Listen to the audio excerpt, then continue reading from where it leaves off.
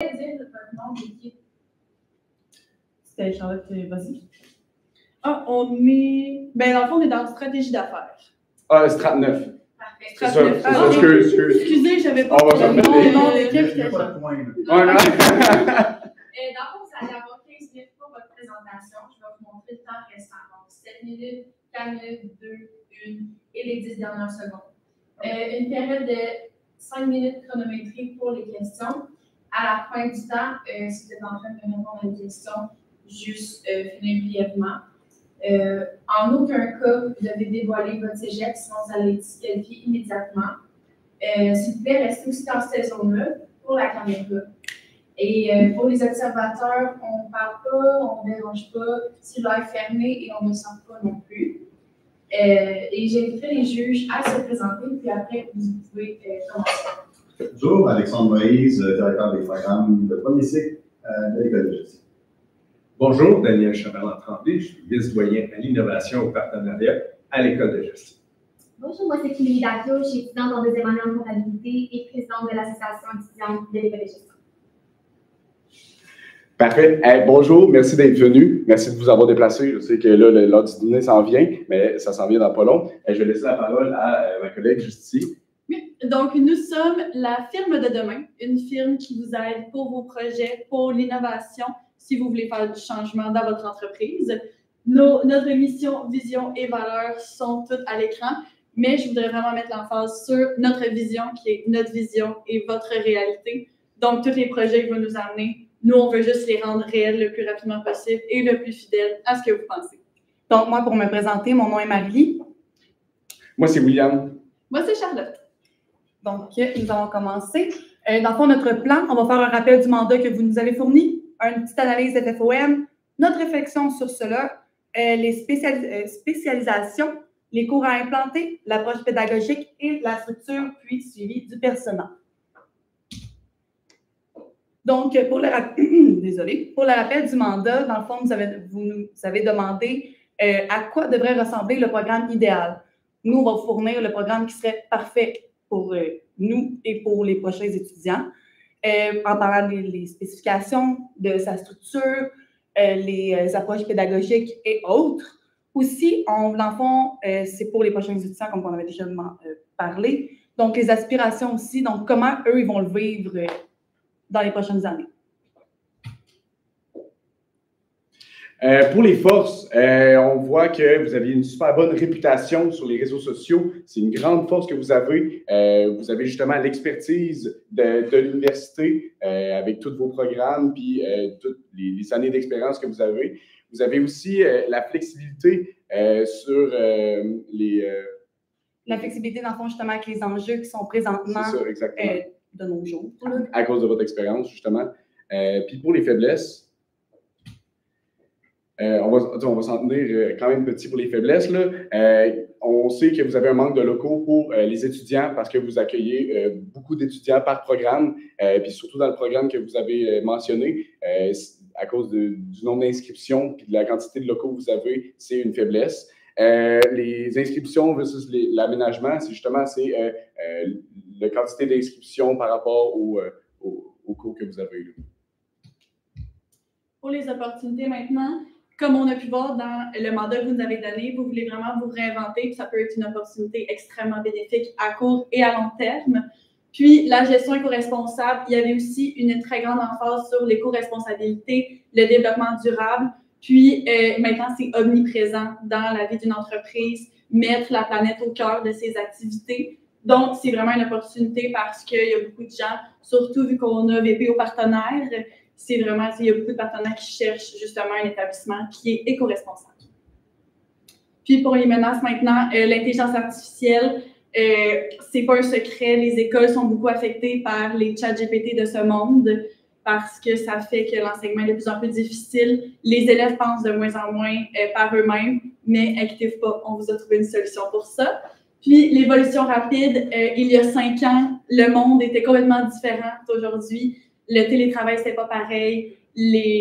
On pouvait pas tout faire d'un ordinateur. Maintenant, il y en a qui vont même plus à leur bureau pour travailler. Donc, ça peut être une menace aussi pour l'école qui est surtout quelque chose de présentiel. vu qu'on sait tous que c'est très bénéfique de venir suivre son cours en présentiel au lieu de le faire à distance. Puis, révision 10 ans. Dans le fond, vous révisez vos programmes aux 10 ans, puis avec l'évolution rapide des technologies et même du monde en général, c'est très lent pour réviser les projets, vu que c'est noir et blanc, dans le fond, en 10 ans, là, tout peut changer. Donc, c'est bien beau faire une analyse FFOM, sauf que si on n'a pas rien à dire avec ça, ça ne sert pas à grand-chose. Donc, nous, avec cette analyse-là, ce qu'on a compris, c'est qu'on y a trop d'étudiants. Puis, qu'est-ce qu'on avait pensé à faire? C'est une augmentation de critères d'admission. On veut que l'université soit une université prestigieuse, que les personnes qui ressortent de là soient wow. Donc, pour ça, on va réinventer la structure qui était dans votre mandat que vous nous avez fourni. Donc, les spécialisations, il y avait 5 spécialisations, donc commerce international, comptabilité, finance, management et marketing. Dans les stratégies qu'on vous a fournies, on trouvait que ces spécialisations-là, c'était tout ce que vous avez besoin. On n'a pas modifié le nom des spécialisations, mais plus les cours spécifiquement qui étaient offerts dedans. On vous a suggéré quelques ajouts. OK, là, c'est mon soleil. OK, là, c'est vraiment compliqué, mais je suis vraiment content. OK? Les cours à implanter dans votre programme. OK? Ça, c'est dans toutes les spécialisations qu'on vient de mentionner. OK? L'IA dans le monde des affaires, c'est très important parce que je vais vous expliquer plus tard, en fait. On a aussi les outils de gestion. C'est important à apprendre dans ce monde, dans la nouvelle génération, les nouveaux outils, puis comment s'en servir. Parce que je ne veux pas, l'inévitable, c'est qu'on va l'utiliser. Avoir un cours sur le jugement professionnel. Encore. Un cours sur le gestionnaire multiculture et multigénérationnel, c'est important. Un cours sur la gestion de projet puis l'éco-responsable. Bon, pour l'IA dans le monde des affaires, on veut apprendre aux étudiants comment utiliser Copilote. On le sait que l'intelligence artificielle, c'est justement, comme elle a dit, c'est inévitable. Puis, c'est quelque chose qu'on peut implanter puis montrer aux étudiants comment bien l'utiliser puis vraiment maximiser les performances de l'IA. Donc, dans ce cours-là, ça serait question de comment implanter l'IA à son plein potentiel. Aussi, petite side note, la cybersécurité, si on s'adresse aux gestionnaires d'entreprises, mettons exemple, je dis même, au-dessus de 80, ça se peut que là, maintenant, avec le IA, il soit plus apte à se faire frauder à cause de l'IA. On sait maintenant que ça fait peut-être 1 an que c'est vraiment puissant, l'IA. Même à dire qu'il pourrait être blackmail ou quelque chose comme ça. Donc, on pourrait apprendre aux étudiants comment se défendre contre ça ou comment détecter quelque chose qui vient de l'IA qui ne devrait pas être accepté par l'étudiant exactement.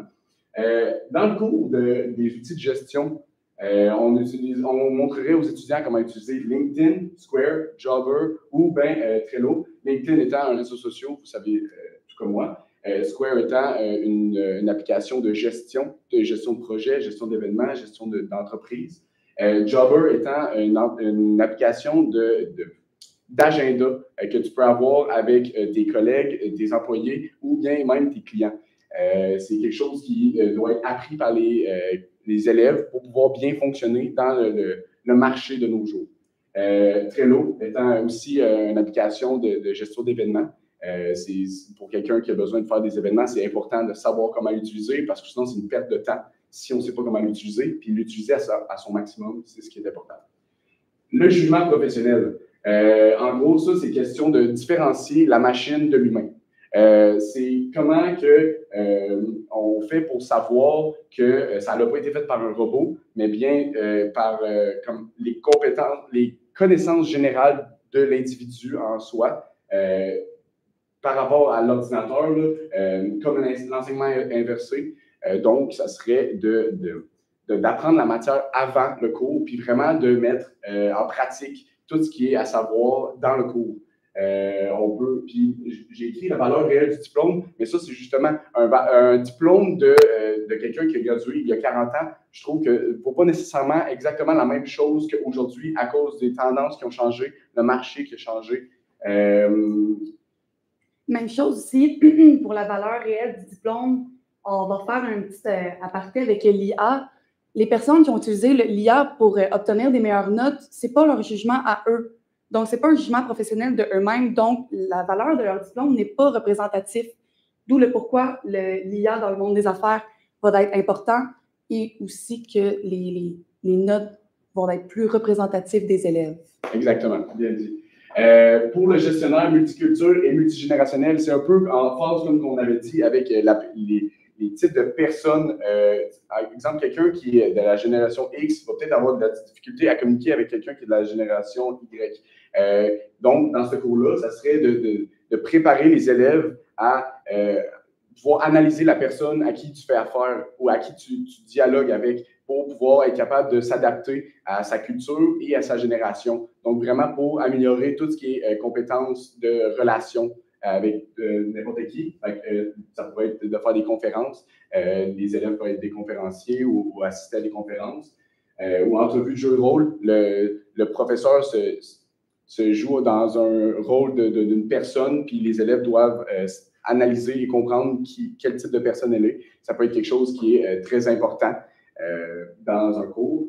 Gestion de projet éco-responsable, ça c'est super le fun. Dans un cours, on pourrait mettre des cas que les personnes doivent implanter l'éco-responsabilité dans ce cas-là. Donc, on présente un cas sur n'importe quoi et l'élève doit justement trouver une solution, trouver une façon de rendre ce cas-là éco-responsable. Donc, ça, c'est toutes les meilleures idées qu'il y a à dire. Dans le fond, ce serait vraiment les cours à implanter dans toutes les spécialisations, parce que c'est important pour tous ces cours-là. Donc, pour l'approche pédagogique, comme un peu mentionné, on avait l'enseignement inversé, ça l'aide aux étudiants d'apprendre par eux-mêmes. Lorsqu'on est gestionnaire, on doit être autonome. Donc, si une personne n'est pas capable de le faire avant, il va pouvoir se pratiquer à l'école et non directement sur le marché du travail. Donc, ça l'aide beaucoup sur l'autonomie. Nous, on l'a testé, c'est super. C'est bien aimé aussi de beaucoup d'étudiants. Et ensuite, nous avons pensé avoir une première année plus exigeante. Par là, ce qu'on veut, c'est que les premières personnes qui arrivent, on veut qu'ils sachent dans quel domaine ils se sont embarqués. Donc, pour ne pas arriver à la troisième année et se manger un mur. Et dans le fond, plus vouloir faire ça. Fait qu'au moins, ils vont arriver, ça va être plus exigeant, mais au moins, toute la théorie va être faite. Et après ça, j'en parler pour les prochaines années, ça va être comment je pourrais dire ça? Ça va être différent, oui. Ensuite, on a gardé la stabilité des cours en ligne parce que ça convient à beaucoup, comme que ça ne convient pas à d'autres. Pour l'instant, c'est parfait comme que c'est là maintenant. Pour les compétitions académiques, c'est très fortement recommandé parce que justement, pour comment je peux dire ça, le rattachement à l'établissement, les liens que ça offre entre les étudiants et aussi pour le réseautage, c'est super pour rentrer dans le monde des affaires. Pour la structure pour les prochaines années, comme que j'avais mentionné, l'année 1 plus exigeante. Ensuite, l'année 2, on va aller plus avec les simulations. Donc, on fait un petit peu plus dans le monde des affaires, donc plus productif. Et l'année 3, ça va vraiment dans un monde réel. Donc, on veut faire des demi-sessions, soit que ce soit à l'extérieur d'un pays, justement à l'international, ou encore pour les personnes qui n'ont peut-être pas les moyens de rester dans un environnement québécois, canadien, mais qu'on vienne vraiment mettre un pied dans le vrai monde des affaires et non dans des simulations parce que c'est ce qu'ils vont faire directement après. Donc, oui, c'est des stages, mais c'est vraiment une mini-session. Ils vont avoir des rapports à remplir, mais ça va être avec les professeurs de regarder ça aussi. Donc, nous, on avait imaginé 2 personnages pour toutes les informations qu'on vient de vous donner. Puis, les 2 sont pas mal opposés, vous allez voir. Donc, pour le premier, c'est la personne 19 à 25 ans, vient juste de sortir du cégep, puis désire aller en gestion. Donc, bien évidemment, les ambitions dans le tapis. Puis, c'est important d'aller rencontrer ces ambitions-là parce que le monde des affaires, c'est un monde qui est extrêmement large, extrêmement nourrissant. Puis, c'est le fun d'avoir une école qui a autant d'ambition que nous vers nos études, qui bien évidemment soif d'innovation et le professionnalisme, parce que c'est aussi quelque chose qui est au cœur de la gestion. Excusez-moi. Notre deuxième personnage, On a quelqu'un de 35 à 45 ans parce que ça arrive des gens qui sont sur le marché du travail puis qui veulent avoir une seconde éducation pour aller chercher un autre diplôme ou pour aller chercher un poste plus haut dans leur entreprise. Donc, mise à jour de connaissances et comprendre les nouvelles générations parce que les dirigeants qui sont rendus un peu plus âgés, peut-être plus près de la retraite, ne sont pas nécessairement habiles avec les technologies, les tendances de nos jours. Donc, on voulait aussi viser ce personnel-là qui voulait retourner aux études. Puis, c'est pour ça qu'on a fait des cours aussi complets puis qui touchaient autant de sphères différentes pour s'assurer que ça mette autant quelqu'un à jour que ça forme quelqu'un. Je vais passer vraiment vite pour l'échéancier. Là. En gros, on voudrait l'implanter en l'automne 2027. Les 2 premières années seraient faites à Sherbrooke. On pourrait voir justement déjà des données de ça. Les 2 années suivantes de ce programme-là, de ces cours-là, on pourrait le mettre dans votre campus à Longueuil. Puis ensuite, justement, ça va être le timing parfait pour les révisions aux 5 ans, justement, après ça. Donc, oui. Puis, merci beaucoup d'avoir nous écouter aujourd'hui. J'espère que vous avez aimé le projet qu'on vous propose. Puis, nous attendons la confirmation du projet avec impatience. On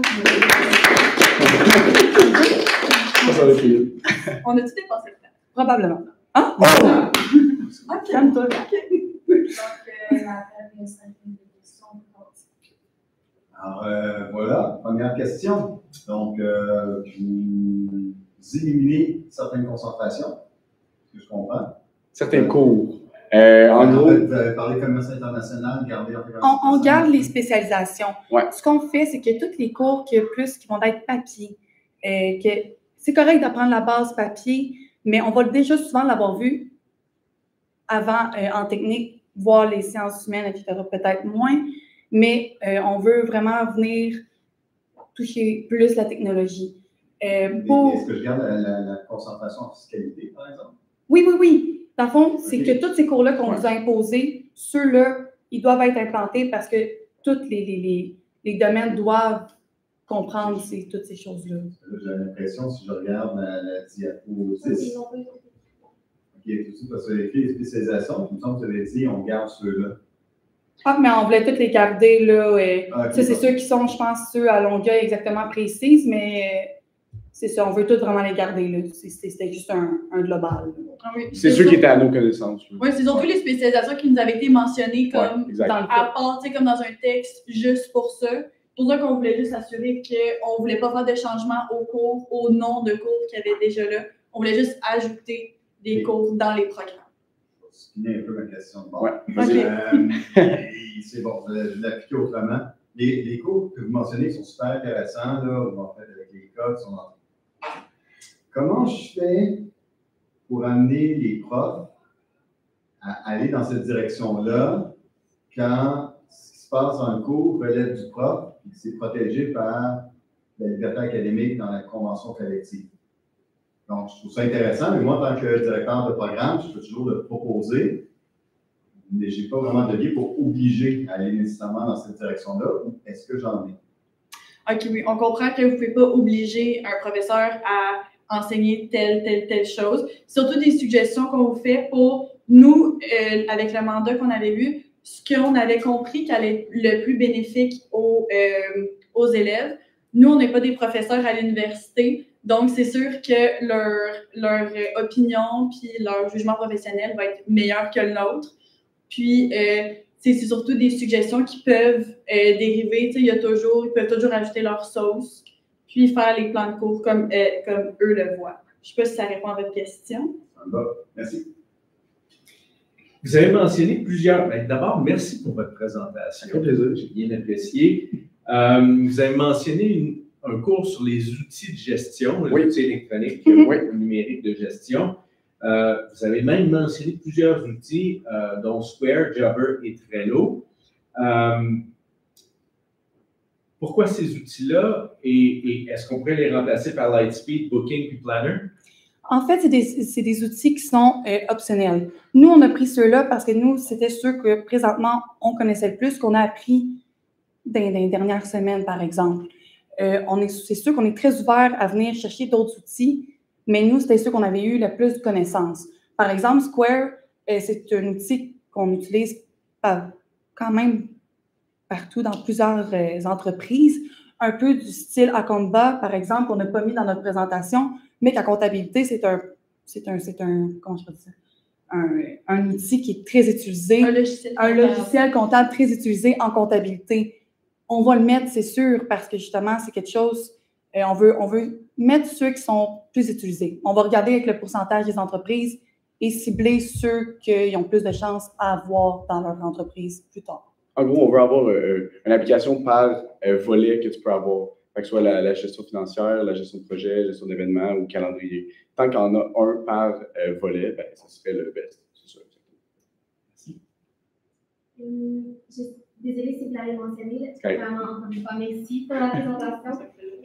Comment est-ce que vous intégreriez le développement durable dans votre solution, dans vos approches et la structure que vous avez proposée? On sait que justement, avec l'IA, comme l'eau, etc., on sait que c'est quelque chose qu'on ne peut pas faire de quoi présentement. Ça va être de quoi à développer à la longue avec d'autres chercheurs pour réduire ces dépenses-là. Mais on sait que tout ce qui est imprimante, papier, tout ce qui est papier, ça va disparaître dans pas bien long. Une dizaine d'années, il y a beaucoup maintenant d'entreprises qui n'utilisent plus le papier. Donc, on sait qu'il faut qu'on aille dans cette direction-là. Ensuite, pour l'éco-responsabilité, on essaye... OK. Oui, fait que dans le fond, ouais, on essaie vraiment de réduire le plus possible. On va aller voir avec des spécialistes après ça si vous acceptez notre projet. OK.